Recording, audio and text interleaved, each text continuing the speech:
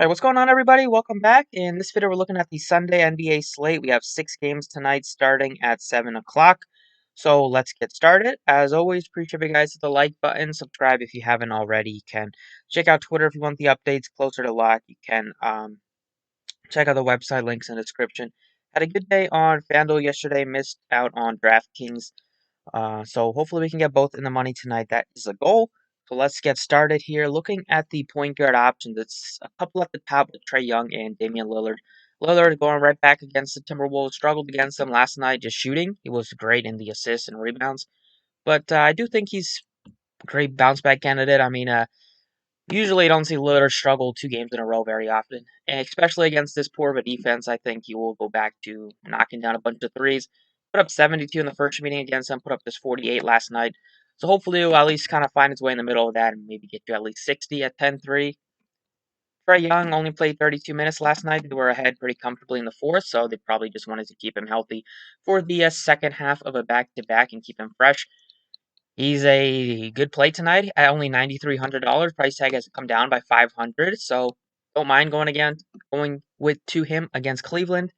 I like Lillard a little bit more, but Trae Young is firmly in the mix, and then Kyle Lowry and the Raptors. A lot of teams on a back-to-back here. They're also on a back-to-back. Played 31 minutes last night. They only lost by 10, but that game was out of hand from the start. They were ahead by like 20 at the end of the first, at least 20. I think maybe it was 25 at the end of the first. They were knocking down so many threes left and right. Rozier, Ball, Hayward, Graham, they were all knocking down threes. And the Raptors were playing catch-up the whole game. They couldn't really do it. They got it close in at the end of the second quarter heading into halftime, and they got blown out in the third. And then the fourth quarter was a reserve as that kind of chipped away at it. So Lowry still playing without. I don't know why these guys aren't back yet. Van Fleet, Siakam, OG, they're still out. So looks like Lowry's gonna have to carry the load. Him and Powell once again tonight. And Oladipo is 8,400. I like a couple of other pieces better. He's playing without John Wall tonight. They're still pretty short-handed. But the matchup is definitely tougher than some of the other guys that I've mentioned. And I'd like to go to some of the cheaper Rockets. I like how Kevin Porter Jr. has looked really balling out so far. He's taking a lot of shots. Oladipo's going to take a ton of shots and get a ton of usage, so he's in play. But I just like a couple of other guys like Porter, and then you also have KJ Martin, who's cheap. So if I had to pick at the top of point guard, it would be Lillard is my favorite, and then I'd probably go with Trae Young, then Oladipo, then Lowry. And then we have Colin Sexton, Kemba in the 7K range. Not that appealing. Sexton is priced kind of where he should be. He's been playing. They got their butts handed to them against the Pelicans last game. He played 31 minutes. He really struggled out there, like the rest of the team. If there's no Garland, then he looks better. If there's Garland, then I just won't have too much exposure to Cleveland. And then Kemba at 7,400. He's still been struggling with a shot for most of these games. And with Marcus Smart back, I just don't really want to pay that much for Kemba. So I'll pass on that price tag. And then the 6K range, it's Lonzo, Kobe White. I think White been struggling. I think they might have started like the second half. Um, or actually, I just saw a tweet from Fantasy Labs. They're actually expected to start Satoransky and Thaddeus Young ahead of Kobe White and Wendell Carter. So that would make White look very, very less appealing. I'm not interested at all if he's going to be coming off the bench. And then you have MCW, who was absolutely garbage against the Spurs. 6 turnovers, more turnovers than points for him. 2 of 9 shooting. I played him on FanDuel because he was like $4,900, but I really wish I didn't. He still made some money there on that slate, but he was so bad to watch. I wouldn't go to him tonight at 5,900. I like Rubio a little bit more at 57. He only took 4 shots last game. Still was good with almost 30 DraftKings points. Could have been a little bit better, but they're still missing McLaughlin, so they need Rubio's like the only true point guard on the team. And then Jalen Noel's price tag is coming up. He's up to 51, so he's not that much of a different play than Rubio. I'd rather go to Rubio starter. And then you have Alexander Walker at $4,200. And then Satoransky, that tweet is true from Fantasy Labs, then he would be a good play if he's going to get you mid-20s minutes. Could be a nice value play at $3,200. So, looking at the point guard options, I think it's going to start for me with Kevin Porter Jr., who's $5,000. Really nice price tag on him. Should be starting next to Oladipo. Took 25 shots against the Jazz. I mean, he was pretty good out there. Tough matchup. Only made 1 of 9 threes, but still put up almost 50 DraftKings points. They will probably want to give him the point guard. Probably want to give him the point guard duties until John Wall comes back. So that is that's just kind of helps his upside. Moving on to shooting guard, Zach LaVine, $9,200 looks pretty good. He bounced back against the Miami Heat. Fine, nothing wrong to say about him. I mean, the Raptors, after the 3-point barrage the Hornets put on them, I mean, Zach LaVine can go nuts if they don't close out the 3-point line like they didn't last night. Then it's Oladipo, then Paul George. Paul George's in a great spot, but I just really don't play that many Clippers. They're without Patrick Beverly, so you could look to a couple of the cheaper guys, but I just don't really play Paul George or Kawhi when they're both healthy. And then Norman Powell, Edwards, and Terrence Ross. Edwards only played 29 minutes. He had a good fourth quarter. Would have played a lot more minutes. He was in foul trouble, had 4 fouls heading into the fourth, so he didn't play much at the end of the third. So lost at least a rotation. I'll go back to him here. It's a great spot. Still against Portland. This game should be one of the higher scoring ones on the slate. Just takes a ton of shots. Missed at least 5 or 6 minutes of his regular rotation. So would have taken another game where he would have taken 20 plus shots. Uh, he's just a guy that's getting a ton of usage. Still without Beasley. Still without some of those backup. Well, McLaughlin, the backup point guard, should still be out. So I feel like Edwards quite a bit at 7,000. I think he looks better than Sexton. I know Powell struggled last night. First bad performance from him in a while. Just made 4 of 14 shots. Back to back against Chicago. He probably will bounce back. He's gonna get a lot of usage and still get a lot of minutes. So you could go to him if you wanted to. And then Terrence Ross, not as appealing as the other two, Edwards and Powell. I would definitely rank above him. He's still questionable. If he plays, you'll take away from Bacon and take away from MCW and a little bit of Vooch. And then in the 5K range, nothing that crazy. I mean, Bledsoe's been so bad recently, I can't recommend him. Sterling Brown is 49. Rather go to Kevin Porter at 5,000. I think I'd probably take a shot on Martin with 4,500 over him. And then if there is no Ross, then Bacon looks pretty good at 4,600. And that's mainly it. There's no JJ Redick tonight, which will help Alexander Walker get some extra minutes. But looking at this position, I think I will definitely just stick with Anthony Edwards at 7,000 for now. Moving on, small forward, Jimmy Butler looks great. Looks like one of the best bend-ups at the position. You have him, Kawhi, Tatum. Then you have Brandon Ingram at 7,900. Pelicans tougher spot against the Clippers, but Ingram's been playing great all season. I still like Butler the most. Then I would probably be Tatum, and then it would be Kawhi. So I'll go with Butler. Still without Bam Adebayo. He's been balling out recently, really taking over. It's a pretty nice spot against Orlando. He put up 52 against them. They play really bad defensively. They turn the ball over at times. Butler's been a walking bucket. He's been almost a walking double-double. Has ability to get you a triple-double. Just really taken his game to a next level recently without Bam, and I think it's going to continue against the Magic once again tonight. And then you have Norman Powell here if you wanted to go in the mid-range. That's 7,000. Now you have some guys that are kind of expensive. Gallo's kind of priced up. Josh Hart, Sterling Brown, I don't think I want to go to those guys. Then low 4K range, it's like Porter is coming off the bench, so he's not that appealing. The Bulls, especially if they're starting like Satoransky and Thad Young, who knows what they're going to do with the rotation. And then I don't really want to go to Batum, Ben McLemore, any of these guys. For value, I think you can look to Morris at only $3,800. You can also look to like Kennard, 3,100 without Beverly, but they gave him a ton of money and then they're just not playing him a lot. So, kind of sad for Kennard not getting a lot of playing time. And then that's mainly it at this position. You have a couple of cheaper guys that you could look at power forward that we'll talk about. So moving on to power forward, at the top it's Tatum. Zion is only 86. Like the price tag, he was over 9,000 for the last few games, 91, 93, 91. So nice discount on him at just 86. He put up 30, 33 in just 18 minutes against Cleveland. If that game was remotely close, like Zion probably would have hit 60. The way he was playing, they just could not stop him in the paint. It's a much tougher matchup against the Clippers, but I still just like how Zion's been playing all season. He just gets a lot of shots right around the basket. He gets rebounds. Just a guy that's going to probably drop 20 plus every game. He's been dropping 23, 24, 28.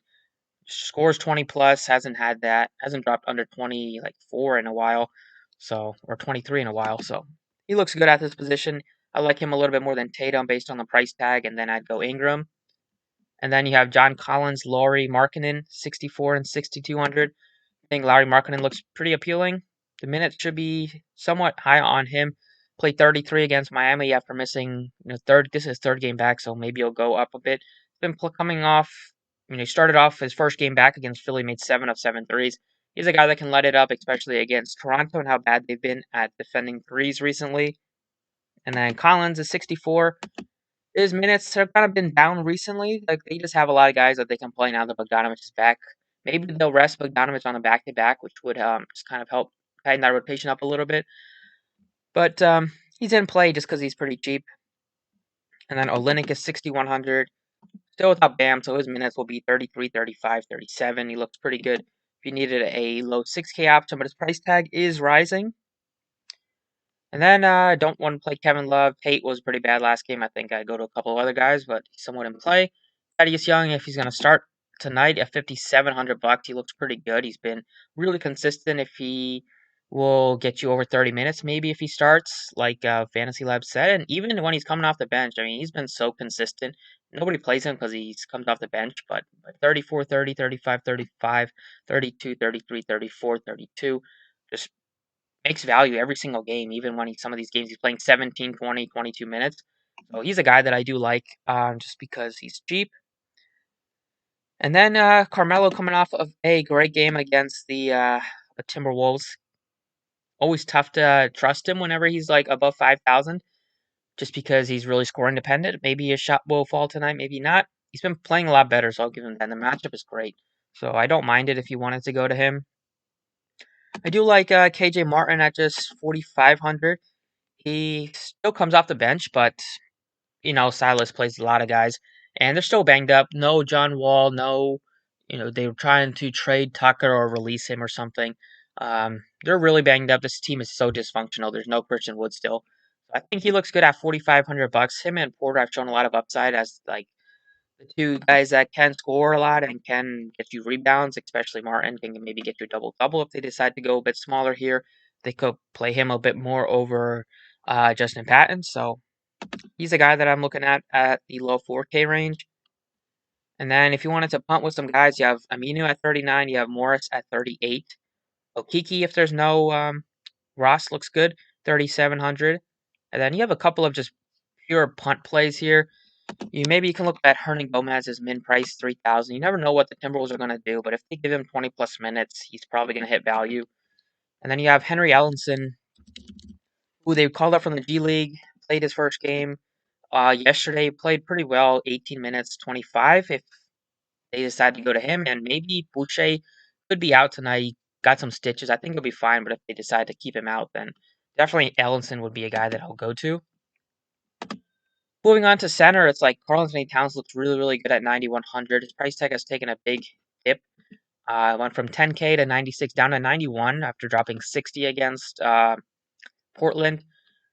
He looks really good tonight. I think he's my favorite spend up at center. And then you have Zion if you wanted to go to him.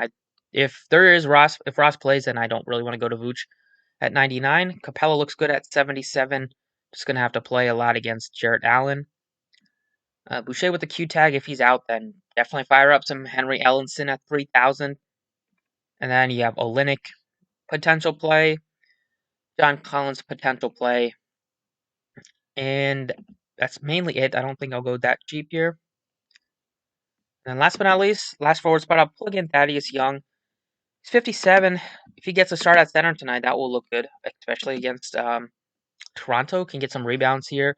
Maybe get you a double-double. Maybe get you close to 40 drafting points. He's also a guy that can get you some assists as well. So, assuming he starts tonight, like they said, he looks like one of my favorite Bulls to target. And that is pretty much it for the DraftKings side. Let's go ahead and talk about FanDuel. All right, on FanDuel here, looking at the point guard options, got a couple of really good options here. You have Lillard at only 9,900. You have Trae Young at just 9,000. Both those guys look appealing. I like Lillard a little bit more, but Trae Young is definitely in the mix. Then you have Kyle Lowry at 84. Also gives you a lot of upside. Good spot against Chicago. I'd probably go Lillard, Young, then Lowry if I had a pick. And then I don't really want to play Kemba. I don't want to play Lonzo or Kobe White or Kendrick Nunn. So position is kind of top heavy, and then it dies off a little bit. But you got some good value here with Ricky Rubio at 4,800. You could take a shot on MCW if you wanted to. Torture yourself with a guy that's struggles shooting a lot. Um, but if there's no Ross, I mean, I'd probably take a shot.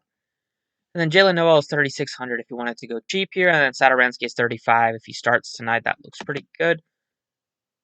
So we'll see. I don't think McLaughlin will play tonight. And if he does not play, then I do like Rubio. 4,800 bucks looks pretty good. Shooting guard, Zach LaVine is nicely priced, but the real cream of the crop is in the 7K range. You have Paul George, 7,800, Colin Sexton, Victor Oladipo, all 77 to 7,800. I'll rank it Oladipo, George, Sexton, and then the 6K range, you have Anthony Edwards. Position is pretty loaded. Edwards at just 6,500. We have Trent, who's cheap at 4,900. And then if you wanted to go cheap, you have Bembry. You have maybe Randall, but don't want to pay 4,000 for him. So yeah, I've got at least like 5 or 6 options here. Starting with Zach LaVine at the top. For me, it's gonna be Edwards again. I just like how he looks. 65, great matchup, great price tag. And hopefully he doesn't foul tonight, or at least hopefully he doesn't get in foul trouble. Small forward, Butler is 10-3. He's kind of not as appealing as he is on DraftKings. Leonard looks better than Butler, I think, on FanDuel at least. Powell is almost 8,000, so I'll probably find some other guys to look at. I like Brandon Ingram. He's probably my favorite. Probably go Ingram, Powell, then Brown. Love Kevin Porter, still at 6,000. Should get you a ton of minutes starting at point guard. If Terrence Ross plays, he will be a nice option at only 5,700 bucks. You have Carmelo, and then you have Martin is just 3,500. He's min price still on FanDuel. Matchup is tough against Boston, but he's still going to get you at least 25, close to 30 minutes off the bench. He looks pretty good, but it's tough for me not to have Kevin Porter at 6,000. The way he's looked gives you 40, 50 point upside. And he looks really good. They're probably going to continue to give him big minutes as Houston's season is basically over. Like they don't have a shot to make the postseason now, basically. Power forward, I like Zion a lot at 9,000. Have Thaddeus Young at 68, so he's kind of expensive.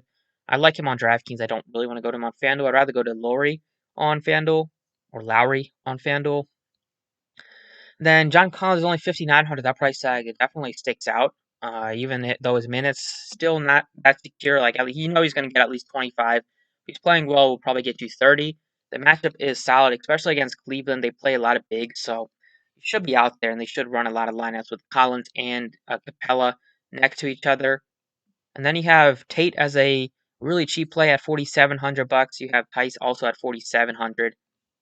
And then if you wanted to just go with a pure punt play, maybe you can look at Hernan Gomez. I don't know if Ellenson is on the list here. Yeah, he is 3,500. If there's no Boucher, maybe look at Ellenson. Right now, I'm gonna go with Zion at 9,000, just because we'll see about the Boucher news. If he's out, then I maybe look to Ellenson.